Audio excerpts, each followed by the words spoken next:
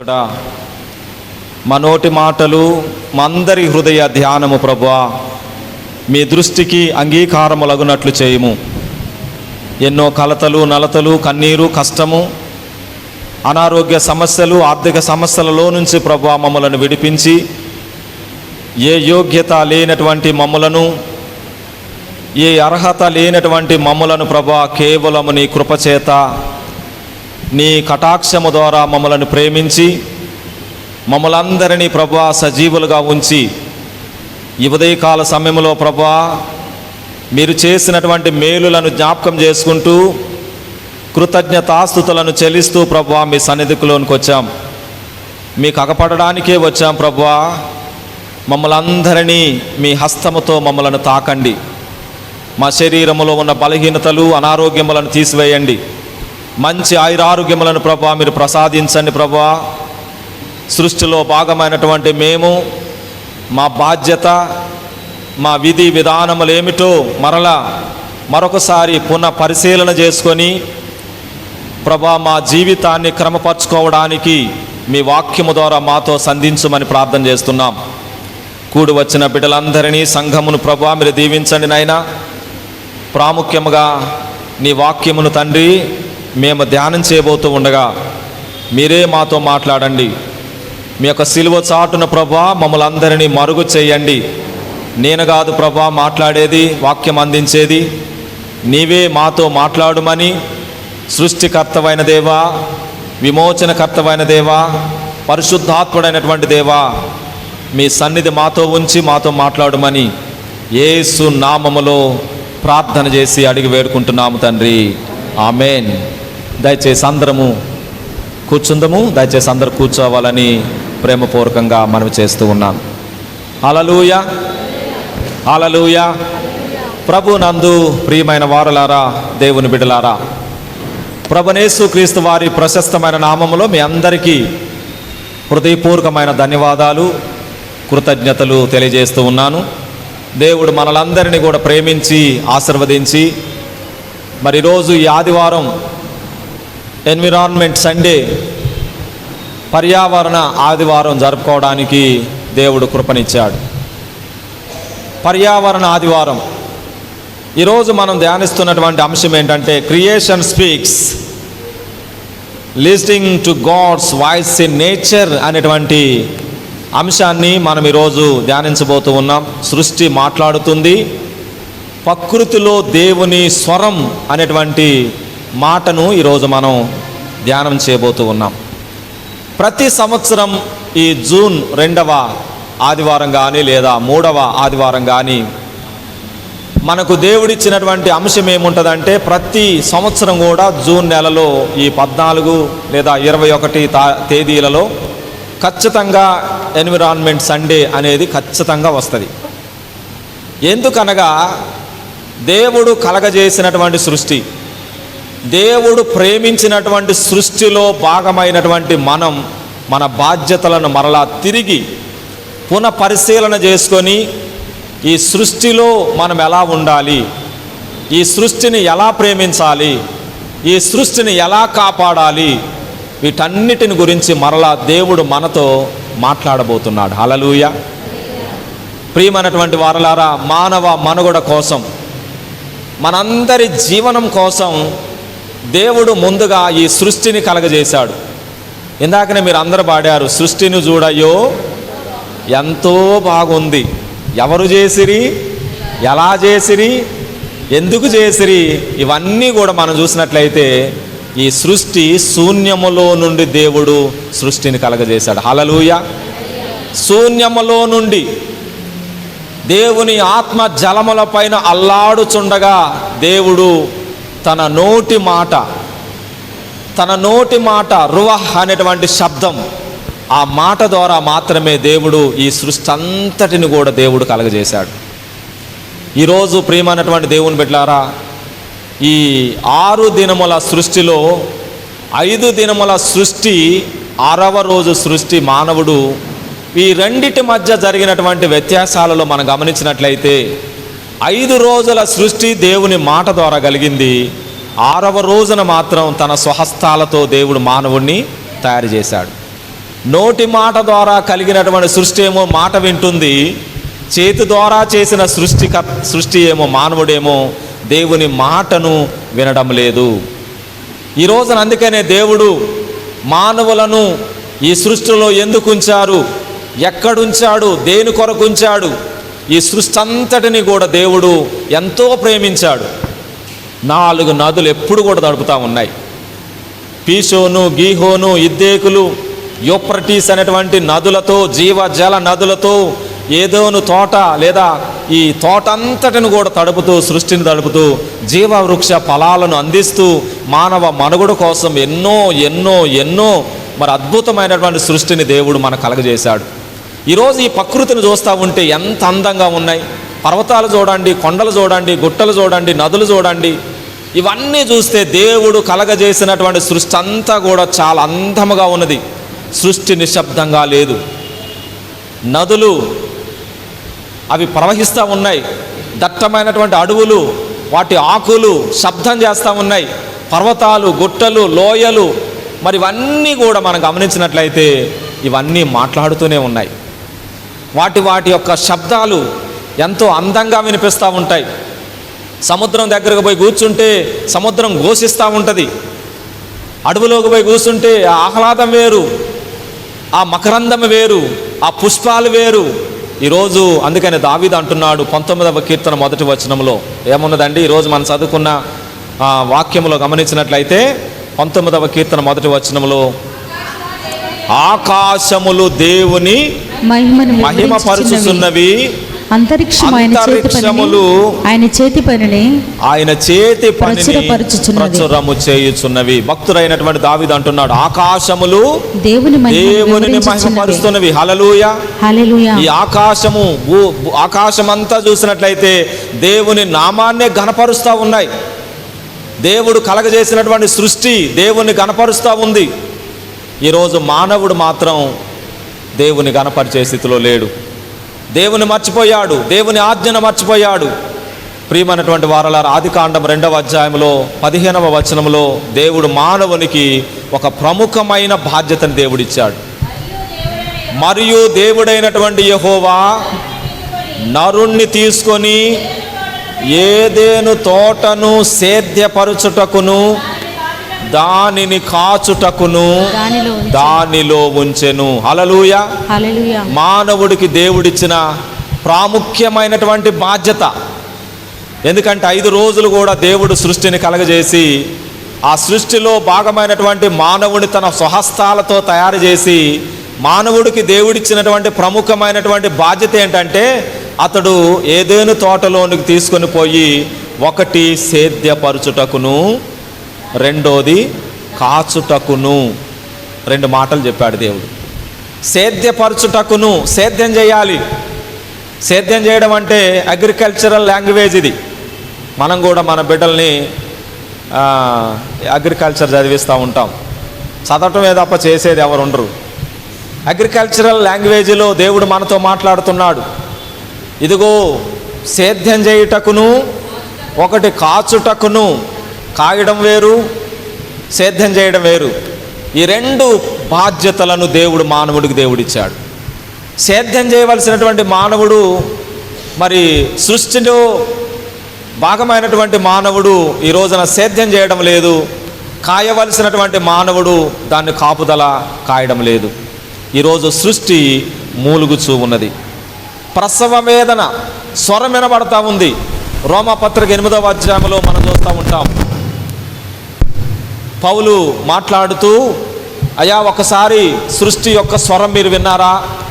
సృష్టిలో ఉన్న స్వరం ఏంటో మీరు విన్నారా? చూడండి, దేవుడు మాట్లాడుతూ ఉన్నాడు రోమపత్రికలో. సృష్టి యావత్తు ఇది వరకు ఏకగ్రీవముగా మూలుగుచు. ఎన్నో వచనం అండి? 8వ అధ్యాయము 22వ వచనం. 22వ వచనం. 8వ అధ్యాయంలో 22వ వచనంలో చూడండి. రోమపత్రిక 8:22లో దేవుడు మాట్లాడుతూ ఉన్నాడు.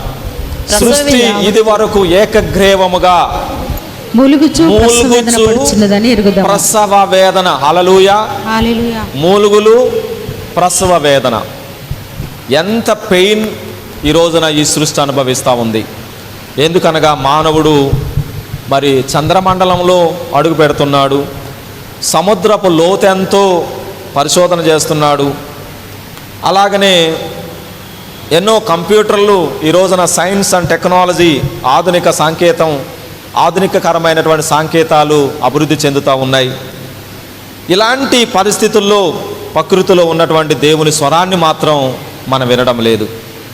ఎన్నో వచ్చాయి, మొబైల్ దాంట్లో మాటలు వింటున్నాం, మొబైల్ దాంట్లో పాటలు వింటున్నాం, దాంట్లో ఎన్నో వింటున్నాం, మొబైల్లో వింటున్నాం.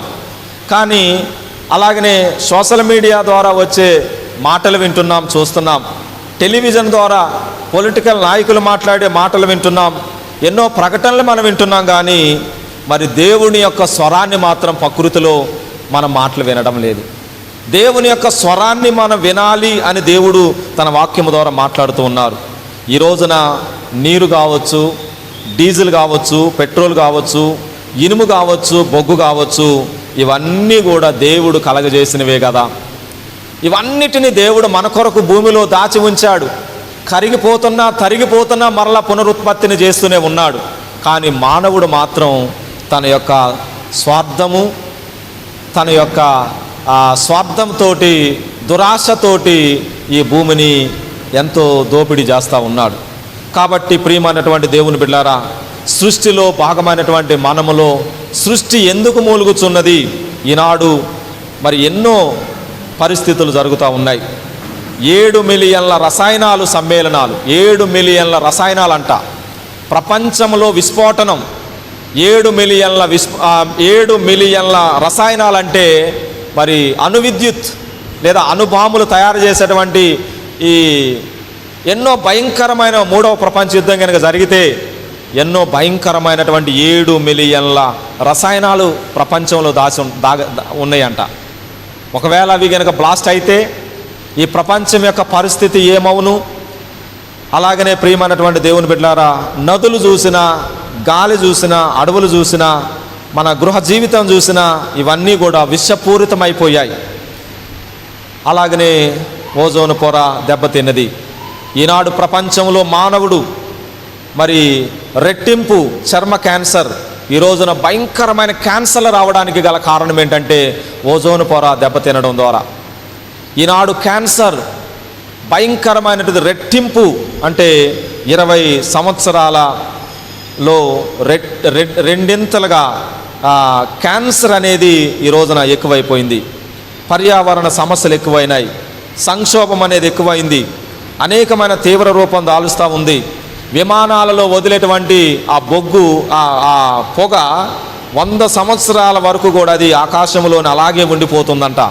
ప్లాస్టిక్ యొక్క వాడకం 1000 సంవత్సరాలైనా కూడా అది అలాగనే ఉండిపోతుంది.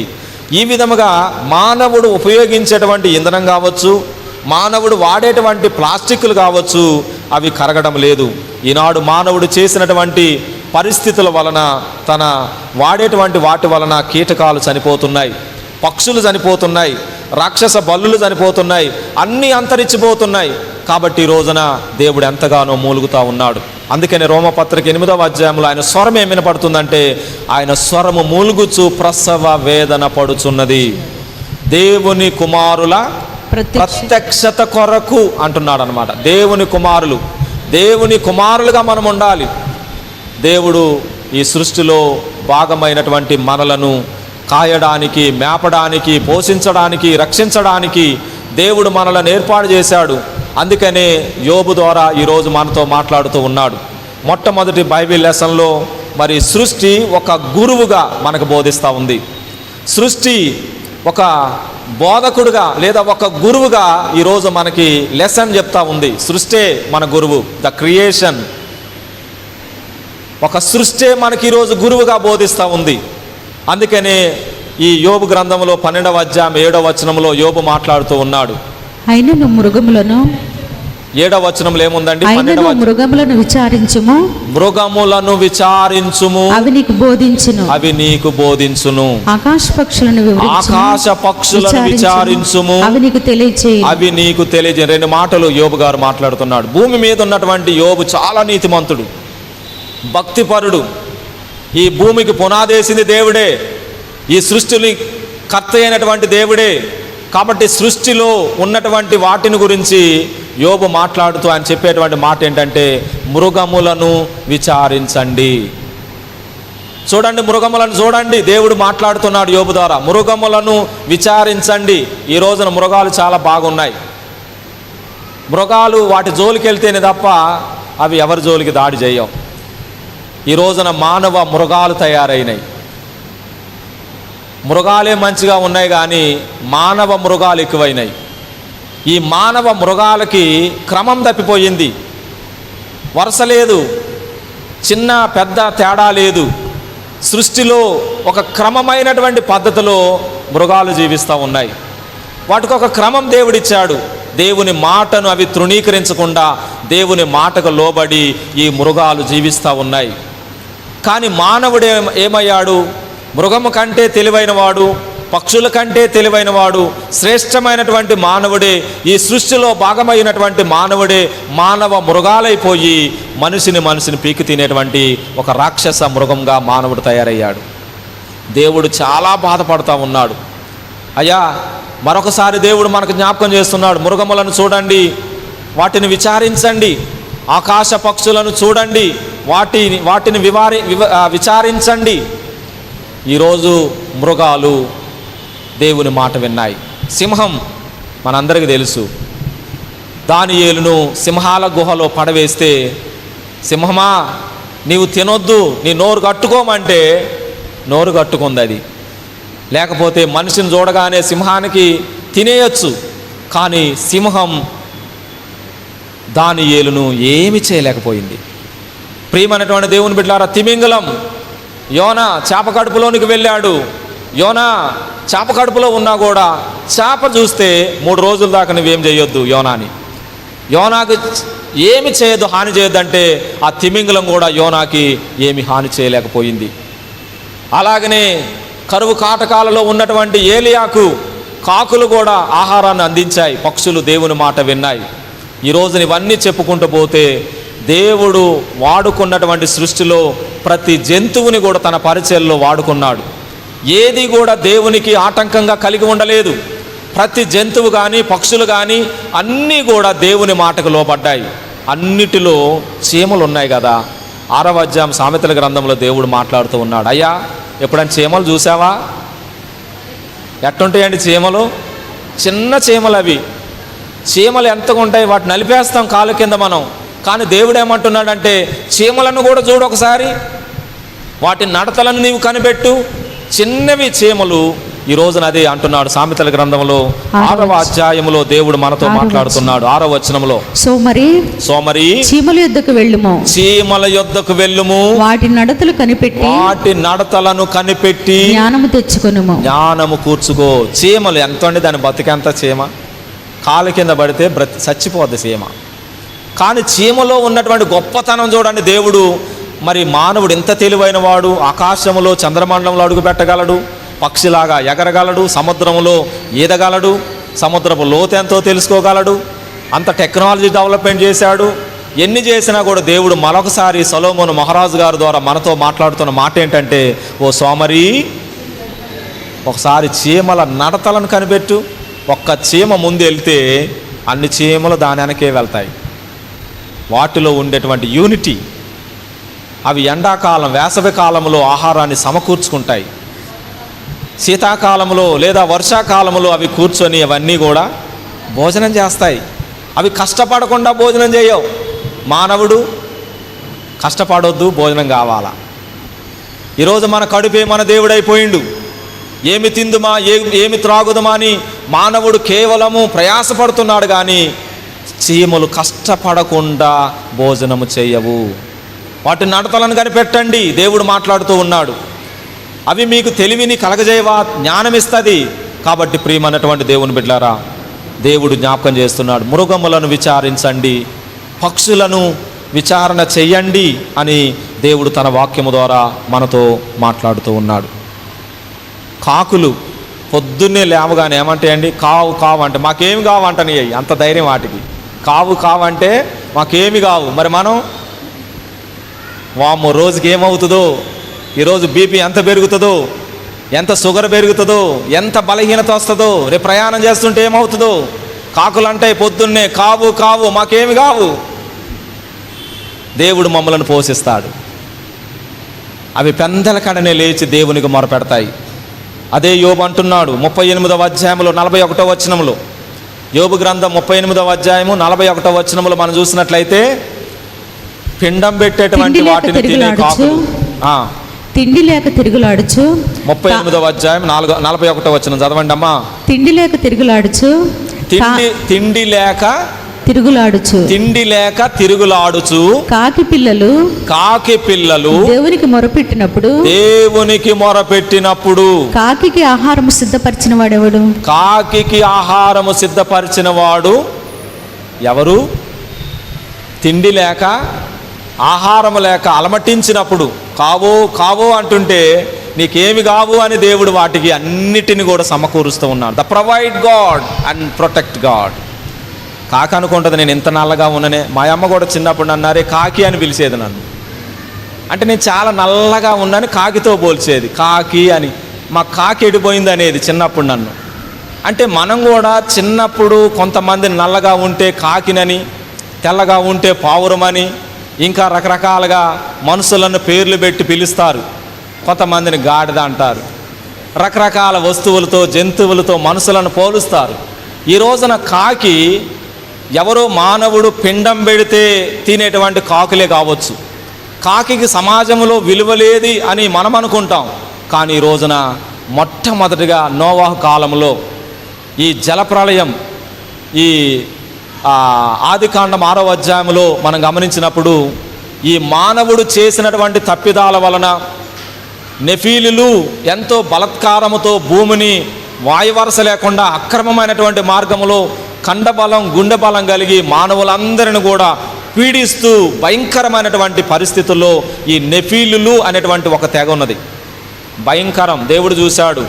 ఆదికాండం 6వ అధ్యాయంలో 6వ వచనంలో అయ్యో అని బాధపడుతూ, నేను ఎందుకు ఈ భూమి మీద నరులను సృష్టించి తినా అని ఆదికాండం 6వ అధ్యాయంలో ఎవరిని చూసి అంటే ఈ నెఫీలులు అనేటువంటి జాతిని చూసి. ఈ నెఫీలులు అనేటువంటి వారు 7 అడుగులు ఎత్తుంటారు, కుండబలం, గండబలం, చాలా భయంకరమైనటువంటి పరిస్థితుల్లో కబ్జాలు చేయడం, దందాలు చేయడం, చంపడం, దోసుకోవడం, అన్నీ భయంకరమైనటువంటి తప్పులు చేస్తూ ఉన్నారు.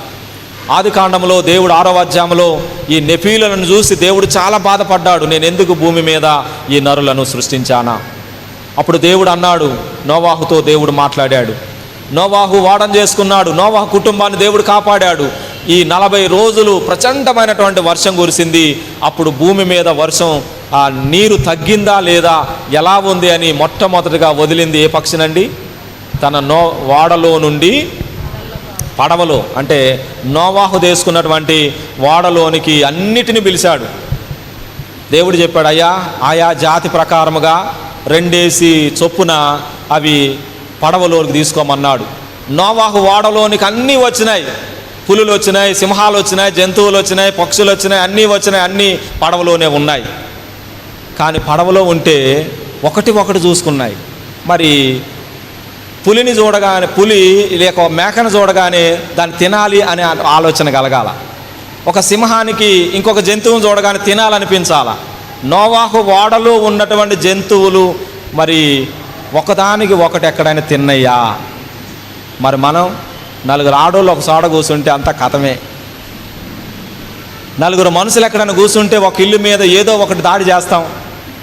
మనలో ఎన్నో రకాలైనటువంటి ఈర్ష, ద్వేషం, పగలు, కక్షలు ఉంటాయి. ఒకరి మీద ఒకరం నిందించుకుంటాం, ఒకరి మీద ఒకరం పోట్లాడుకుంటాం. చూడండి, నోవాహు వాడలో ఇన్ని జంతువులు వచ్చినా, విష సర్పం వచ్చినా, ఏది అందులో ఉన్నా కూడా ప్రతి జంతువు కూడా నోవాహు మాటకు లోబడ్డాయి.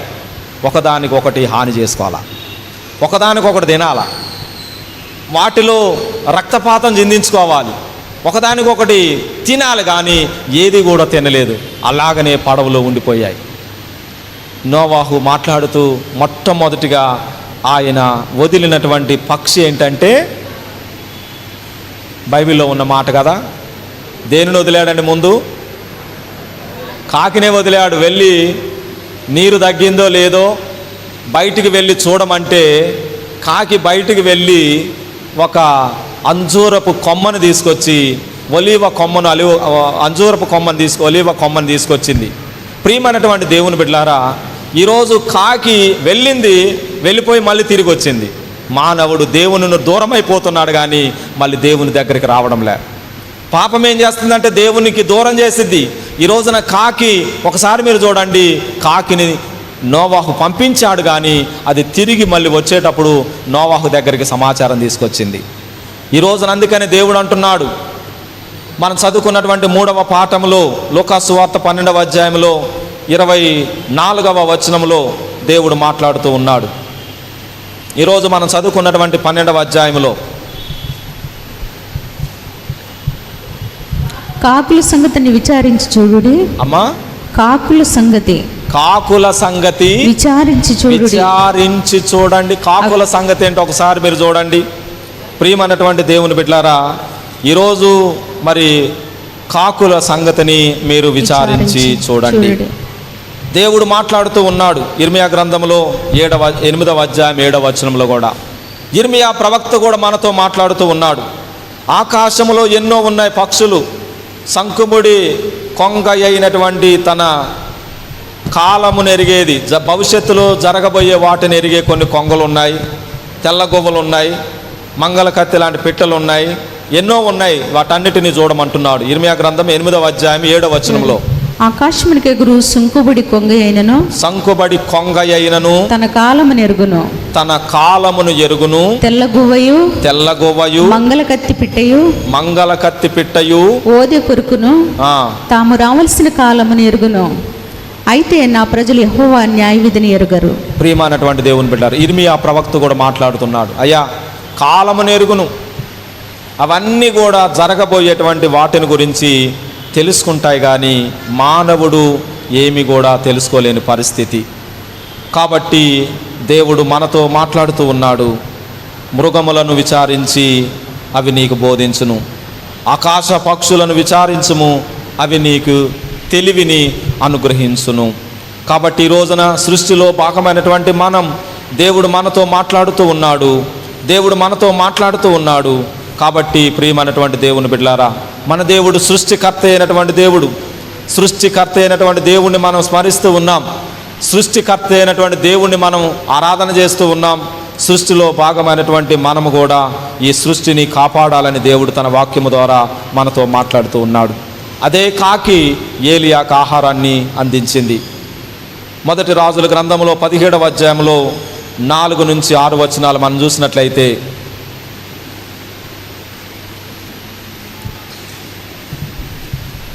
రొట్టె ఆ వాగు నీరు త్రాగుదువు, అచ్చటికి నీకు ఆహారం తెచ్చినట్లు నేను కాకోలములకు ఆజ్ఞాపించుతానని అతనికి తెలియచేయగా, అతడు పోయి యెహోవా సెలవు చొప్పున యొర్దానునకు ఎదురుగానున్న కెరీతు వాగు దగ్గర నివాసం చేసెను. అక్కడ కాకోలములు ఉదయమందు రొట్టెను మాంసమును అస్తమయమందు రొట్టెను మాంసమును అతని ఎద్దుకు తీసుకుని వచ్చుచుండెను. అతడు వాగు నీరు త్రాగుచూ వచ్చెను. ప్రియమైనటువంటి దేవుని బిడ్డలారా, కాకుల ద్వారా దేవుడు ఆహారమును అందించినట్టుగా మనం చూస్తూ ఉన్నాం. కాబట్టి ఈ రోజున సృష్టికర్త అయినటువంటి దేవుడు ఈ సృష్టిలో ఎన్నో జంతువులు, పక్షులు అన్నిటిని కూడా వాటి క్రమము చొప్పున వాటిని నిర్మించాడు. అవన్నీ కూడా చక్కగా పనిచేస్తూ ఉన్నాయి. ఈ సృష్టి వినాశనం అయిపోయింది. మానవుడు చేసినటువంటి తప్పిదాల వలన సృష్టి వినాశమైంది. అందుకనే మరలా యేసు ప్రభు వారే మానవుడిగా ఈ సృష్టిని బాగు చేయడానికి సృష్టిలోనికి ఒక విమోచకుడిగా వచ్చాడు. అందుకనే ప్రకటన గ్రంథంలో 21వ అధ్యాయం 1వ వచనంలో యోహాను మాట్లాడుతున్నాడు, ఆయనలో జీవం ఉండెను, ఆ జీవమే మనుషులకు వెలుగై ఉండెను. కాబట్టి యోహాను ఏదైతే చెప్పాడో అదే పద్మాసు దీవుల్లో ఉన్న యోహాను కూడా మాట్లాడుతూ ఉన్నాడు. ప్రకటన గ్రంథం 21వ అధ్యాయం 1వ వచనంలో, అంతటా నేను క్రొత్త ఆకాశమును క్రొత్త భూమిని చూచితిని. మొదటి ఆకాశమును భూమియు గతించిపోయెను. ప్రియమైనటువంటి దేవుని బిడ్డలారా, నేను క్రొత్త ఆకాశమును క్రొత్త భూమిని చూచితిని. యేసుక్రీస్తు ప్రభుల వారి లోకానికి వచ్చి మనకెన్నో పద్ధతులను ఆయన మనకు చూపించాడు. ఏసే మనకు మోడల్. యేసయ్య క్రొత్త ఆకాశాన్ని క్రొత్త భూమిని నిర్మాణం చేశాడు. కాబట్టి ఈ రోజున మనం ఆయన బిడ్డలుగా ఉన్నటువంటి మనం, ఆయన స్వరమిని, దేవునిలో భాగమైనటువంటి మనం, ఆయన స్వరూపములో నిర్మించబడినటువంటి మనం, ఆయన పోలికలో ఉన్నటువంటి మనం ఈరోజు సృష్టిలో మనం ఉన్నాము. కాబట్టి మనం లేకపోయినా సృష్టి బ్రతకగలదు, కానీ సృష్టి లేకపోతే మనం బ్రతకలేము. మనం లేకపోయినా అది బ్రతికిద్ది, కానీ అది లేకపోతే మనం బ్రతకలేము. ఈరోజు సృష్టి మనకు మంచి ఆక్సిజన్ ఇస్తూ ఉంది, మంచి ఆహ్లాదకరమైన గాలి, ఎన్నో రకాలైనటువంటి నీరు, మానవ మనుగడ కోసం అవసరమైనవన్నీ కూడా నువ్వు తరిగినా కొద్దిగా అది ఇస్తూనే ఉంది. నిరంతరము కూడా దేవుడు మనకి ఇస్తూనే ఉన్నాడు. కానీ ఇలా స్వార్థానికో మన అవసరాలకో అత్యధికంగా మనం ఉపయోగిస్తే రేపు భవిష్యత్తులో ఈ మానవ మనుగడ కోసం ఈ సృష్టి ఉంటుందా?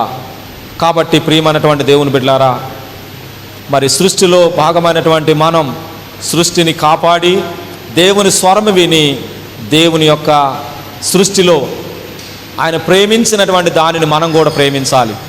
దేవుడు ఎంతగా ప్రేమించాడంటే సృష్టిని, మానవుడి కోసం అన్నిటిని కూడా దానిలోనే ఉంచాడు. ఎంత చక్కటి పూలు, మకరందం, ఎంత తేనెటీగలు చూడండి ఎంత యూనిట్గా ఉంటాయి, కాకులను చూడండి ఎంత యూనిట్గా ఉంటాయి, పావురం చూడండి ఎప్పుడు కూడా అది చెడ్డదానిని తినదు, అది ఏడుస్తూ ఉంటుంది, కన్నీరు కారుస్తూ ఉంటుంది, దానికి చేదు అనేది ఉండదు, పావురానికి చేదు ఉండదు. ఈ రోజున ప్రకృతి వైద్యం అనేది బయటకు వచ్చింది. ప్రకృతిలో కూడా వైద్యం ఉంది. ఈ ప్రకృతిలో ఎన్నో ఔషధాలు ఉన్నాయి. దేవుడు మానవుడి కోసం ఎన్నో ఔషధ గుణాలు ఇందులో దాచిపెట్టాడు. కానీ మనలో మరి ఏమున్నాయో ఒకసారి ఆలోచన చేయాలి. కాబట్టి ప్రియమైనటువంటి దేవుని బిడ్డలారా, దేవుని సృష్టి ఎన్విరాన్మెంట్స్ అంటే కనుక ద క్రియేషన్ స్పీక్స్. దేవుడు మనతో సృష్టిలో మాట్లాడుతున్నాడు, సృష్టి మనకు బోధిస్తూ ఉంది. కాబట్టి ఈ సృష్టిలో భాగమైనటువంటి మనం దీనిని కాయుచు, దీనిని మేపుచు భవిష్యత్తు తరాలకు అందించి మనం ఉండాలని దేవుడు కోరుకుంటున్నాడు. మరి మనం వాడేటువంటి వాటిని తగ్గించాలని దేవుడు కోరుకుంటున్నాడు. ఎన్నో సంక్షోభం తీవ్రమైనవి, మనం వాడుతున్న ప్లాస్టిక్ కావచ్చు, మెటీరియల్ కావచ్చు, విద్యుత్ వాడకం కావచ్చు, వాటర్ కావచ్చు, ఇవన్నిటిని కూడా అవసరాన్ని బట్టే వాడాలని దేవుడు అనేక పర్యాయాలు దేవుడు మనతో మాట్లాడుతున్నాడు. కానీ ఈ రోజున మరి మనం ఉపయోగించేటువంటి వస్తువుల వలన ఈ ప్రకృతి నాశనం అవుతూ ఉన్నది. గత 50 సంవత్సరాల నుంచి మానవుడు సృష్టిని పాడు చేస్తూనే ఉన్నాడు. కాబట్టి 50 సంవత్సరాల నుండి సృష్టి మూలుగుతూ ఉంది. భవిష్యత్తు తరానికి అందించాలంటే మనం కూడా దేవుడు అంటున్నాడు, ఒకసారి మృగాలను చూడండి, ఓసారి పక్షులను చూడండి, ఓసారి కాకులను చూడండి, మీరు పిచ్చుకల కంటే శ్రేష్ఠులు కారా అని గద్దిస్తూ ఉన్నాడు. ఈరోజు మనం చదువుకున్న వాక్యంలో పిచ్చుకల కంటే శ్రేష్ఠులు కారా. మనం వాడేటువంటి వాటి వలన ఈనాడు పిచ్చుకలు చనిపోయాయి, కాకులు చచ్చిపోతున్నాయి, ఎన్నో అంతరించిపోతున్నాయి. ఒకప్పుడు చూసినటువంటివన్నీ కూడా జంతువులు లేవు, పక్షులు లేవు, అన్నీ కూడా అంతరించిపోతూ ఉన్నాయి. మరి ముందు ముందు ఎలా ఉంటుందో ఒకసారి ఆలోచన చేసి భవిష్యత్తులో జరగబోయే ఒక భయంకరమైన ప్రమాదాన్ని గురించి దేవుడు ఈ రోజున మరొకసారి జ్ఞాపకం చేస్తూ, మరి సృష్టిలో భాగమైనటువంటి మనం ప్రకృతిని కాపాడుతూ, చెట్లను పెంచుతూ, ప్లాస్టిక్ను తగ్గిస్తూ, మరి పెట్రోలియం వాడకాలు తగ్గిస్తూ, అలాగనే విద్యుత్ వాడకాన్ని తగ్గిస్తూ, వాటర్ని సేవ్ చేస్తూ మనం బాధ్యత కలిగినటువంటి పౌరులంగా సృష్టిలో బాధ్యత కలిగినటువంటి వ్యక్తులమని దేవుడు జ్ఞాపకం చేస్తూ హెచ్చరిస్తూ ఉన్నాడు. కాబట్టి మానవుని యొక్క యోగక్షేమాలు చూడడమే నిజమైనటువంటి రక్షణ. కనుక ఈ రోజున మనం వాడుతున్నటువంటి ఈ పొల్యూషన్ వలన ఓజోన్ పొర దెబ్బతిని ఈ రోజున క్యాన్సర్ అనేది ఎక్కువయింది.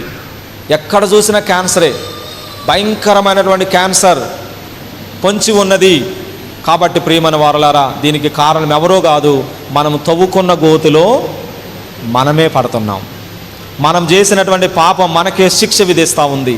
కాబట్టి దేవుడు ఎంతో ప్రేమతో తన నోటి మాట ద్వారా కలగజేసిన సృష్టిని మనం కాపాడుతూ, మనలను మనం రక్షించుకుంటూ, జీవించే హక్కు ప్రతిదానికి ఉంది కాబట్టి, జీవించే హక్కు ప్రతిదానికి ఉన్నది కాబట్టి మనము బ్రతుకుతూ అనేకమైన వాటిని బ్రతికించేటట్టుగా మన జీవన శైలి ఉండాలని దేవుడు కోరుకుంటూ, అందుకనే ఆయన ప్రాణమిచ్చాడు కానీ దేనిని చనిపోవడానికి ఇష్టపడలా. ఈ సృష్టిలో ఉన్నవన్నీ బ్రతకాలని అన్నిటి కొరకు ఆయన విమోచకుడుగా వచ్చి ఆ కల్వరి శిలువలో యేసయ్య కార్చినటువంటి రక్త బిందువుల ద్వారా ఈనాడు ప్రకృతిలో ప్రతి ప్రాణికి కూడా ప్రాణం వచ్చింది. అందుకని ఈ రోజున యేసయ్య చేసినటువంటి త్యాగం, ఆయన బలి ద్వారా ఈ సృష్టిలో ఉన్న జీవరాశులన్నీ బ్రతుకుతున్నాయి. మానవుడు బ్రతుకుతున్నాడు, పక్షులు బ్రతుకుతున్నవి, ఇవన్నీ బ్రతుకుతున్నవంటే కేవలము యేసయ్య మన కొరకు చేసినటువంటి కల్వరి శిలువ త్యాగమే. ఆయన రక్తము ద్వారా ఈ రోజున సృష్టి బ్రతుకుతూ ఉంది. కాబట్టి ప్రియమైన వారులారా, యేసయ్య ఏమై ఉన్నాడో, ఏం చేశాడో అది మనం కూడా చేయాలి. కాబట్టి ఈ సృష్టిని మనం కాపాడుతూ సృష్టి కొరకు మనం బ్రతకాలని దేవుడు కోరుకుంటున్నాడు. అలాంటి కృప దేవుడు మనకు దయచేయను గాక. ఆమేన్. ప్రార్థన చేసుకుందాము. పరిశుద్ధుడా, ప్రేమగల మా తండ్రి, మీకే వందనాలు, స్తోత్రములు నాయనా. శూన్యములో నుండి ప్రభువా మీరు సృష్టిని కలగజేసినటువంటి దేవుడు నాయన. నీ నోటి మాట ద్వారా ఈ ప్రపంచ నిర్మాణములను కలగజేసిన దేవుడు తండ్రి. మేము ఎంతో ఆరోగ్యంగా ఉన్నాం, కానీ ప్రభువా మానవ స్వార్థముతో ఈ రోజున భూమి కలుషితం, పొల్యూషన్, పట్టణీకరణ, పరిశ్రమలు, అనేక రకాలైన ప్లాస్టిక్ వాడకం, ఇంధనం, ఎన్నో రకాలైనటువంటి పరిస్థితుల వలన ప్రభువా ఈ సృష్టి మూలుగుతూ ఉన్నది. ప్రసవ వేదన పడుతుంది ప్రభువా. ఈరోజు మమ్మలను మరలా హెచ్చరించాడు. మృగములను చూడండి, పక్షులను చూడండి, అవి మీకంటే బలహీనమైనవే, మీరు వాటికంటే శ్రేష్ఠులు కదా. చీమలను చూడండి. అవును ప్రభువా, మమ్మలను మేము మరొకసారి పురపరిశీలన చేసుకొని మా తప్పిదాలను ప్రభువా మేము మరొకసారి జ్ఞాపకం చేసుకొని తండ్రి సరి చేసుకొని ప్రభువా మీరెంతగానో ప్రేమించినటువంటి ఈ సృష్టిని మేము కూడా ప్రేమించి చెట్లను పెంచుతూ ప్రభువా భూమిని కాపాడుతూ మేము వాడుతున్నటువంటి రసాయనిక ఎరువులను తగ్గిస్తూ మానవుని యొక్క యోగక్షేమం కొరకు తండ్రి మమ్మలను మేము కాపాడుతూ అనేకమైనటువంటి ప్రాణాలను మేము కాపాడగలిగేటువంటి కృప మాకు అనుగ్రహించండి. ఈ రోజునైనా చర్చ్ ఆఫ్ సౌత్ ఇండియా సంఘం ఎన్విరాన్మెంట్ సండేగా మీరు మాకు ఇచ్చారు ప్రభువా. ఈ ప్రకృతిని నైనా మేము కాపాడాలని మీ వాక్యం ద్వారా మాతో మాట్లాడారు ప్రభువా. దయగల మా తండ్రి, ప్రతి బాధ్యత కలిగినటువంటి వ్యక్తి, ప్రతి పౌరుడు బాధ్యత కలిగినటువంటి వ్యక్తి కనుక మా కుటుంబంలో, మా వ్యక్తిగత జీవితంలో, ఈ సమాజంలో, ఈ ప్రపంచ నిర్మాణంలో, ఈ సృష్టిలో ప్రభువా భాగమైనటువంటి మేము తండ్రి ఏ విధమైనటువంటి స్వార్థం మాలోని లేకుండా ప్రభువా మేము వాడే పరికరాలు కావచ్చు, వస్తువులు కావచ్చు ప్రభువా నీకు ఇష్టమైనవిగా మేము చేయడానికి మీ కృప మాకు అనుగ్రహించి మా సంఘాన్ని దీవించమని మీ సన్నిధిలో ప్రార్థన చేస్తున్నాం. ఆరాధనలో పాలు పొందిన ప్రతి బిడ్డను మీరు దీవించమని యేసు నామములో ప్రార్థించి వేడుకుంటున్నాము తండ్రి. ఆమేన్.